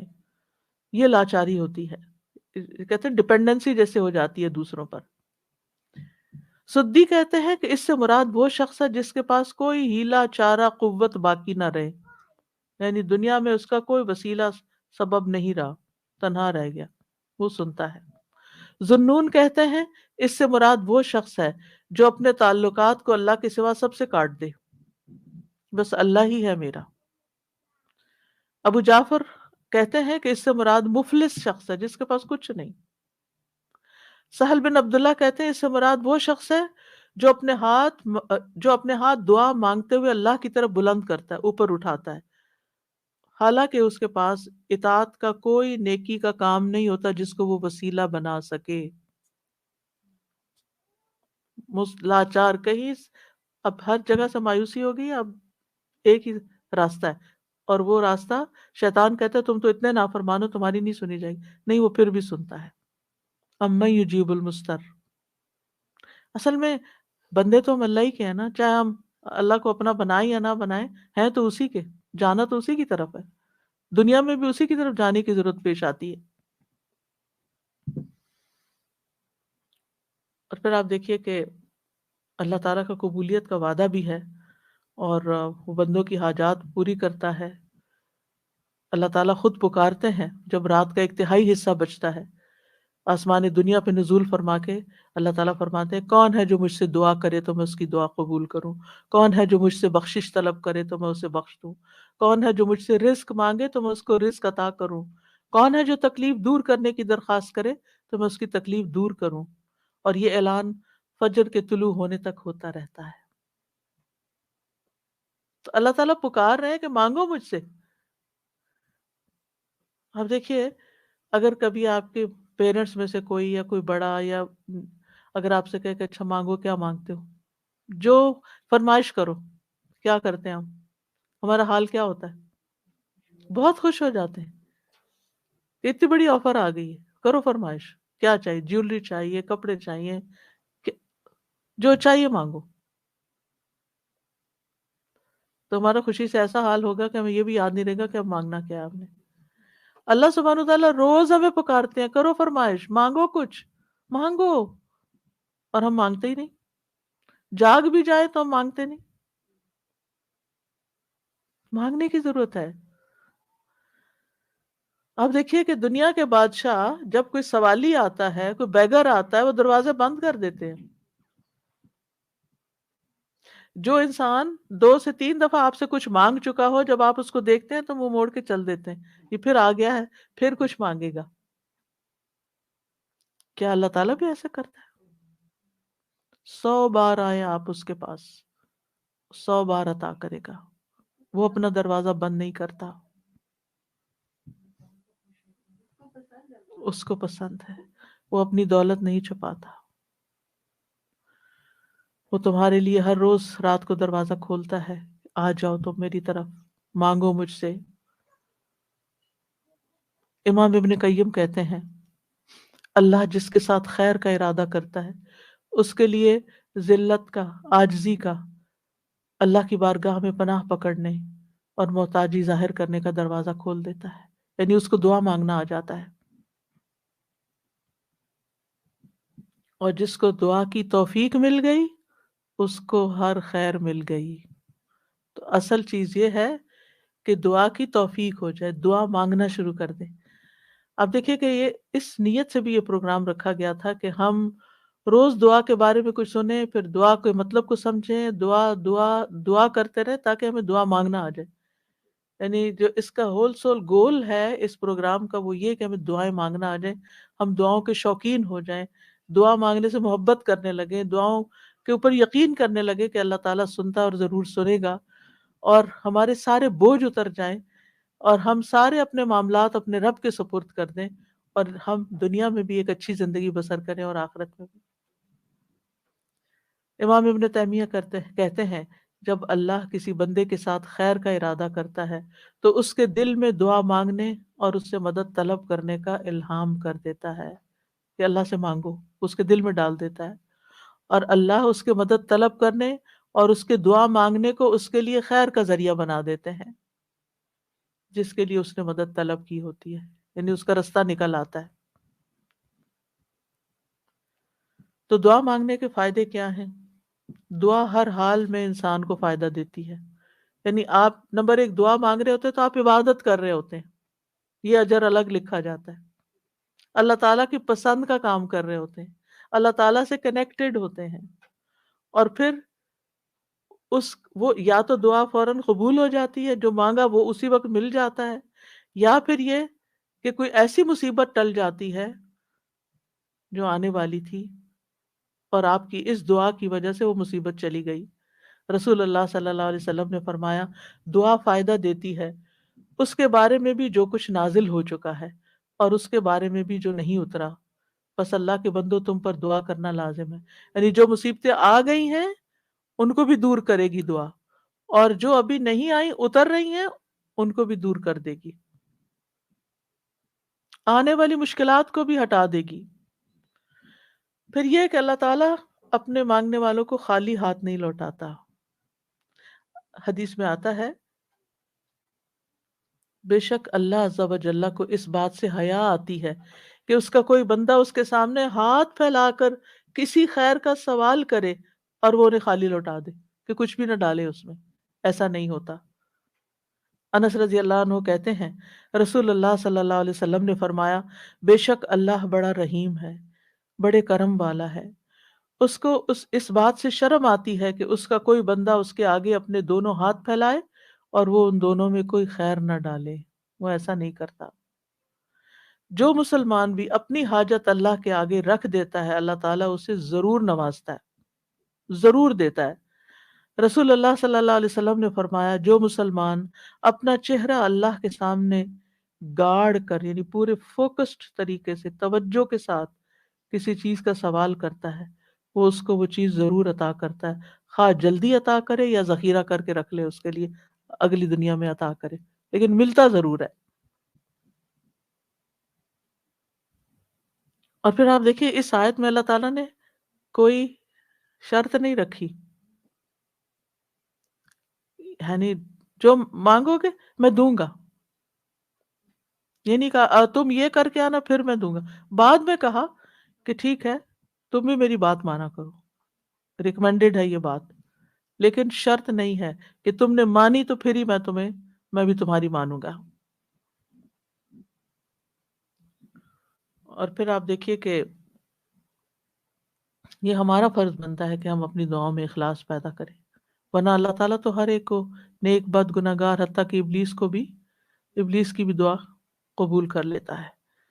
دعا کے سبب تقدیر بدل جاتی ہے، حدیث میں آتا ہے قضا کو صرف دعا ہی بدل سکتی ہے اور نیکی کے علاوہ کوئی چیز عمر کو نہیں بڑھا سکتی۔ نیکی کرتے جاؤ انشاءاللہ عمر بھی لمبی ہوگی اور نیکیوں کی مزید توفیق ہوگی۔ دعا کی وجہ سے آزمائشیں ٹل جاتی ہیں۔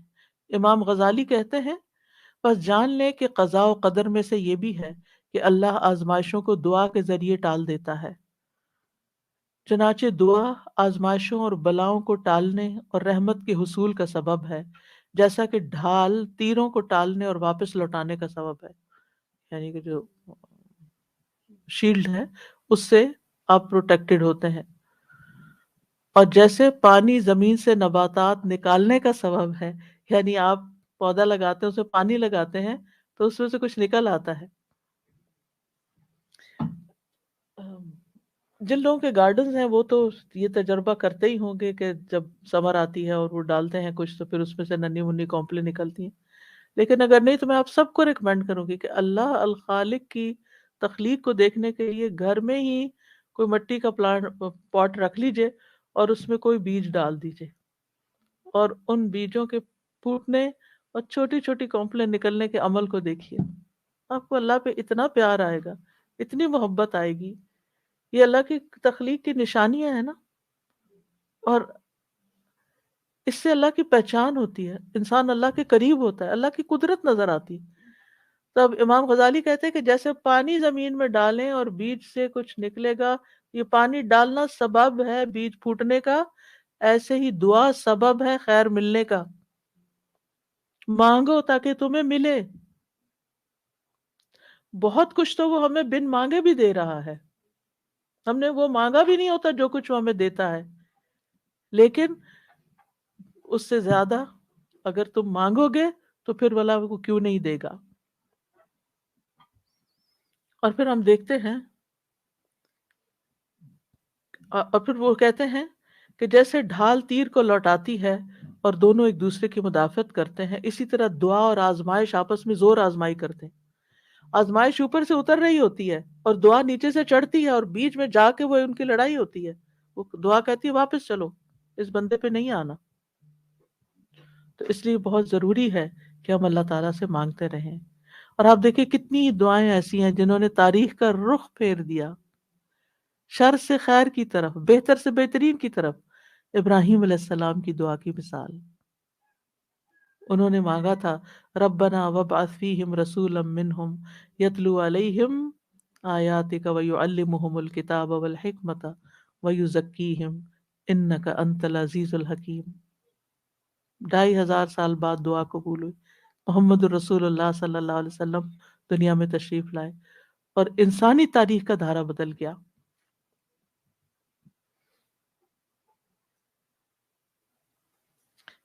ابو امامہ کہتے ہیں میں نے کہا اللہ کے رسول صلی اللہ علیہ وسلم آپ کے اس کام کی ابتدا کیسے ہوئی، یعنی آپ نے یہ جو سب کچھ کیا ہے بگننگ کہاں سے تھی؟ کہا میرے باپ ابراہیم علیہ السلام کی دعا سے۔ آپ بھی اپنے بچوں کے لیے، نسلوں کے لیے، اپنے شاگردوں کے لیے دعائیں کیا کریں، معلوم نہیں ان میں سے کون آپ کی دعا کی وجہ سے کوئی ایسا خیر کا کام کر جائے جو آپ کے لیے بہترین صدقہ جاریہ بن جائے۔ تو دوسروں کے لیے دعائیں کرنے میں بخل سے کبھی کام نہ لیں۔ بعض اوقات کچھ کام ہم خود نہیں کر پاتے، نہ اس کے قابل ہوتے ہیں، نہ ہماری اتنی زندگی ہے، نہ اتنی سخت ہمت اور صلاحیت، لیکن ہم جب دوسروں کے لیے وہی دعائیں کرتے ہیں تو اللہ سبحانہ تعالیٰ ان کے ذریعے وہ سارا ثواب اور خیر ہم تک واپس پہنچا دیتا ہے۔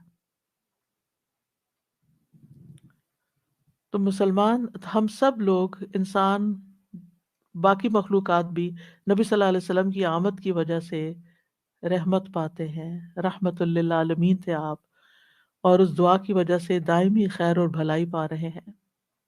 پھر نوح علیہ السلام کی دعا، نوح علیہ السلام بہت مظلوم تھے، ان کی قوم دعوت دینے کی وجہ سے ان کو مارتی پیٹتی بھی تھی، پھر انہوں نے جب دعا کی تو وہ ان کی نجات کا ذریعہ بنی۔ عیسیٰ علیہ السلام کی دعا جو آخری زمانے میں ہوگی، جب وہ طور میں آخری زمانے میں ایمان والے ان کے ساتھ محصور کر دیے جائیں گے، تو ان کی دعا کی وجہ سے مسلمانوں کے لیے فتح ہوگی، یاجوج ماجوج کی تباہی ہوگی۔ ابن قیم کہتے ہیں مصیبت کو ٹالنے میں اور اپنا مقصد حاصل کرنے میں دعا قوی ترین اسباب میں سے ایک سبب ہے، یہ تمام دوائیوں سے زیادہ مفید ہے۔ دعا ساری دوائیوں سے زیادہ مفید ہے، یہ آزمائشوں کی دشمن ہے۔ دعا آزمائشوں کی دشمن ہے، یہ آزمائشوں کو دور دھکیلتی ہے، ان سے زور آزمائی کرتی ہے، ان کو واقع ہونے سے روکتی ہے، جو واقع ہو چکی ہوں ان کو ختم کرتی ہے، ان کو ہلکا کر دیتی ہے، اور یہ مومن کا ہتھیار ہے۔ یعنی اگر دعا آزمائش سے زیادہ طاقتور ہو تو آزمائش ختم ہو جاتی ہے۔ یعنی بعض اوقات ہم کہتے ہیں نا آزمائش نہیں ختم ہو رہی کیونکہ ہماری دعا ابھی کمزور ہے، اس کو اور سٹرونگ کریں۔ اگر آزمائش سے کمزور ہو تو آزمائش کبھی ہو جاتی ہے، اور وہ دونوں ایک دوسرے کا مقابلہ بھی کرتی ہیں، ایک دوسرے کے ساتھ جھگڑا کرتی ہیں۔ پھر یہ ہے کہ دعا ساری خیر اور بھلائی لے آتی ہے، جامع الخیر ہے۔ دعاؤں کے سبب بیماریاں دور ہوتی ہیں۔ امام ابن تیمیہ کہتے ہیں بہت سے مریض ایسے ہیں جو بغیر دوا کے صرف دعا کی وجہ سے یا دم یا دل کی مضبوطی کے ساتھ اور اچھے توکل کے ساتھ شفا پا لیتے ہیں، دوا کے بغیر ہی ٹھیک ہو جاتے ہیں۔ دعا سے ہم و غم دور ہوتا ہے، ڈپریشن دور ہوتا ہے، اور خاص طور پر وہ جو غم کی دعا ہے نا وہ پڑھنی چاہیے، اللہم انی اعوذ بک من الہم والحزن۔ پریشانیاں دور ہوتی ہیں، انسان کو دعا کی وجہ سے وہاں سے رزق ملتا ہے جہاں سے انسان سوچ بھی نہیں سکتا، اس کا گمان بھی نہیں ہوتا۔ اللہ تعالیٰ کی ناراضگی دور ہوتی ہے، اور جو آدمی اللہ سے نہیں مانگتا اللہ اس سے ناراض ہوتا ہے۔ دعا سے بندے کو غیر اللہ کی محبت اور غلامی سے آزادی ملتی ہے، اللہ تعالیٰ کا قرب ملتا ہے، اور انسان کو مناجات کی لذت ملتی ہے۔ جب انسان اپنے رب سے باتیں کرتا ہے نا تو اس کی ایک اور ہی خوشی ہوتی ہے، اور انسان کو پھر وہ چیز ملنے سے زیادہ وہ دعا کرنے میں اور سرگوشیاں کرنے میں اور اللہ سے باتیں کرنے میں مزہ آنے لگتا ہے، گویا اس کو سب کچھ مل گیا۔ اور سلف صالحین اس بات کو بہت پسند کرتے تھے۔ ان میں سے ایک کہتے ہیں مجھے اللہ کی بارگاہ میں حاجت ہوتی ہے تو میں اس سے وہ حاجت مانگتا ہوں تو اللہ میرے لیے اپنے ساتھ مناجات کرنے، اپنی معرفت اور اپنے لیے عاجزی کرنے اور اس کے سامنے خوشامد کا دروازہ کھول دیتا ہے۔ تو ان چیزوں کے ہوتے ہوئے میں یہ پسند کرنے لگتا ہوں کہ اللہ تعالیٰ میری دعا پوری کرنے کو ڈیلے کر دے، مؤخر کر دے، تاکہ میں یہ لطف اٹھاتا رہوں، دعا کرنے کا لطف اٹھاتا رہوں۔ تو اللہ سبحانہ وتعالیٰ سے دعا ہے کہ اللہ تعالیٰ ہمیں دعا کا معنی اور مفہوم سمجھنے کی توفیق عطا فرمائے، اور ہمیں اس کی اہمیت کا احساس دلا دے، اور ہم واقعی اس طرح دعا مانگیں جیسے دعا مانگنی چاہیے۔ اللہ تعالیٰ ہمیں آئندہ رمضان میں اور اس کے علاوہ بھی اس دعا کی عبادت سے فائدہ اٹھانے کی توفیق دے کہ ہم اپنے رب کے بن جائیں اور ہمارا رب ہم پر رحم فرما دے۔ وآخر دعوانا ان الحمد للہ رب العالمین۔ سبحانک اللہم و بحمدک، اشہد ان لا الہ الا انت، استغفرک و اتوب الیک۔ السلام علیکم ورحمۃ اللہ وبرکاتہ۔ آپ میں سے کوئی کچھ کہنا چاہے تو موسٹ ویلکم، کوئی کامنٹ کرنا چاہے جی آپ نرگس صاحب ضرور کریے، مائک دیجیے ان کو۔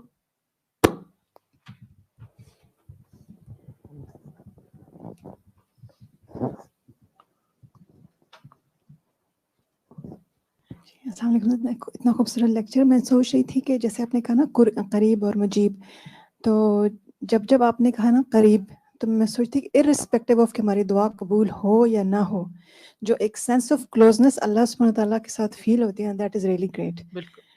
تو ایک اور چیز میں نے یہ پوچھنی تھی کہ جیسے ہم کہتے ہیں نا کہ انسان اپنے لیے شر کو ایسے مانگتا ہے جیسے خیر مانگ رہا ہے، اور ہم ادھر سے یہ کریں کہ اللہ سبحانہ تعالیٰ ہماری دعا قبول ضرور کرتے ہیں، تو پھر جب ہم اس طرح کے کوئی مانگ رہے ہوتے ہیں تو پھر یہ ہوتا ہے کہ وہ قبول نہیں ہوگی دعا۔ وہ اللہ پہ چھوڑ دیتے ہیں نا ہم، جی پھر وہ ہمارے لیے جو چاہتا ہے کرتا ہے، اسی لیے وہ بعض دعائیں روک لیتا ہے۔ ہم سمجھتے ہیں ہمارے لیے خیر ہے، حالانکہ وہ شر ہوتا ہے، تو اللہ تعالیٰ اس کو قبول نہیں کرتے، روک دیتے، کیونکہ وہ ہمارے لیے ہم سے زیادہ ہم پر مہربان ہے۔ جی استاذ، ایک اور جیسے حضرت زکریا نے اس نادا ربہ نداء خفیہ، تو وہ جو ندا ہے انہوں نے تو اللہ سے وہ مانگ رہے تھے نا چھپکے چھپکے، چپکے چپکے، سرگوشیاں، تو وہ پھر دل ہی دل میں۔ تو وہ پھر ندا وہ دعا کے سینس میں آئے گی، کیونکہ دعا میں آپ نے ڈیفینیشن بتائی نا کہ ہم اللہ سے مانگ رہے ہوتے ہیں، جی، اور وہ ندا میں سرگوشیاں، مناجات ان کو کہتے ہیں بیسیکلی، جو دل میں باتیں کرتے ہیں نا، سرگوشیاں کرتے ہیں اللہ تعالیٰ سے چپ کے لوگوں کے بعض اوقات بیچ میں ہوتے ہوئے، بعض اوقات تنہائی میں. تو یہ بھی دعا کی ایک قسم ہی ہے، مناجات جو ہے. جی جزاک اللہ. جی ان کو دیجیے سائرہ کو. السلام علیکم. وعلیکم السلام. استاذہ، جب آپ بتا رہی تھیں کہ ہم کیوں اللہ سبحانہ تعالیٰ سے دعا مانگیں، کہ تمام مخلوق اللہ سے مانگتی ہے، پھر اللہ سبحانہ تعالیٰ پسند کرتا ہے اور سارے خزانے اس کے پاس ہیں، آل دیٹ، تو میرے ذہن میں یہ بات آ رہی تھی کہ ہم اس لیے بھی مانگیں کیونکہ وہ ہم سے سب سے زیادہ محبت کرتا ہے. بالکل. تو یہ کہنا درست ہوئے گا، تو ہم اس لیے اس کو پکاریں. جی اونیسا.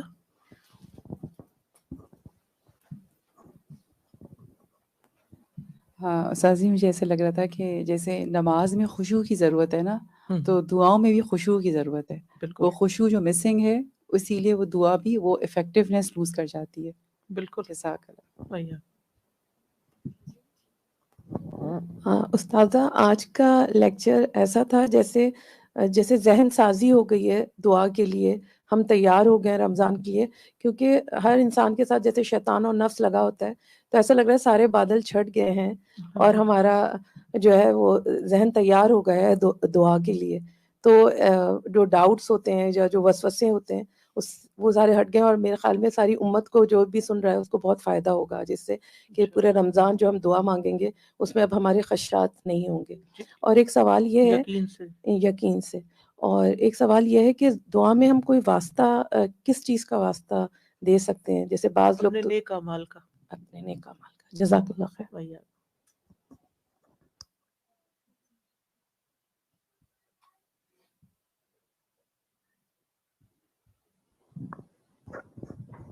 آج جو یہ بات آپ نے شیئر کی نا کہ وہ اپنی دولت نہیں چھپاتا، تو یہ اتنا اچھا لگا، کیونکہ ہر شخص اپنی دولت چھپا کے رکھتا ہے اور دوسرے کو شیئر نہیں کرنا چاہتا، نہ اس کے اکاؤنٹس، نہ اس کی کچھ چیز. لیکن اللہ تعالیٰ کی ہر چیز ہمارے سامنے کھلی ہے، لیکن ہماری دیکھے کنجوسی کے ہمارے ہاتھ بھی جو ہے وہ نہیں آگے بڑھتے پھیلانے کے لیے، اور ہم اس طرح مانگتے بھی نہیں، اور نہ ہم اللہ تعالیٰ کی وسعت کو پہچانتے ہیں.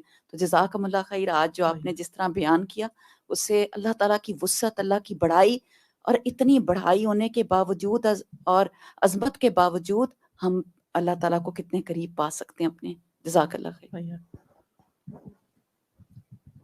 استاذہ جی، قریب المجیب سے بالکل بچوں کے ساتھ جو ریلیشن شپ ماں کی ہوتی ہے وہی تصور سارا وقت آتا رہا دماغ میں، کہ بچوں کو بھی کئی دفعہ جب ہم دے دیتے ہیں چیز، پھر ہم ان سے کہتے ہیں کہ اچھا ٹھیک ہے یہ میں دے رہی ہوں لیکن نیکسٹ ٹائم تم نے بھی میری بات ماننی ہے. تو بالکل ایک تو وہ کنڈیشن فیل ہوئی، اور دوسری جو مجیب القریب کے جب بچہ زیادہ تکلیف میں ہوتا ہے یا کسی بھی پریشانی میں، جیسے بیمار ہی ہو گیا بچہ، تو اس کو اس وقت بس ماں ہی قریب چاہیے ہوتی ہے کہ امی اٹھ کے ادھر ادھر نہ جائے.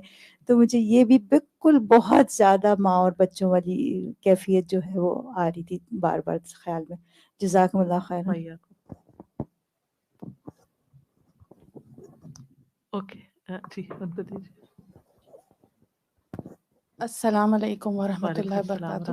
استاذہ، مجھے جو سب سے زیادہ دل کو بات لگی نا وہ یہ کہ ہم جب بہت پریشان ہوتے ہیں اور ہم نہیں چاہ رہے ہوتے کہ کسی کو ہماری یہ تکلیف، یہ پریشانی پتہ چلے، تو جب اللہ کے آگے دل ہی دل میں بس رو دو نا اور اللہ سے مانگو، وہ جو سکینت اس وقت دل پہ اترتی ہے نا، اور بس لگتا ہے کہ کسی نے ساری مشکلات دور کر دی آن کے آن میں. لگتا ہے کہ بس کوئی ہے جس نے ہمارا وہ سہارا بن گیا ہے اور اب ہمیں وہی بس بچا لے گا اس مشکل سے. تو یہ میں بالکل اس کو جیسے دل سے محسوس کر رہی تھی. جزاک اللہ خیر. السلام علیکم ورحمۃ اللہ وبرکاتہ. اللہم صل علی محمد وعلی آل محمد كما صليت على إبراهيم وعلى آل إبراهيم إنك حميد مجيد. اللهم بارك على محمد وعلى آل محمد كما باركت على إبراهيم وعلى آل إبراهيم إنك حميد مجيد. السلام علیکم ورحمۃ اللہ وبرکاتہ. آپ سب سے دوبارہ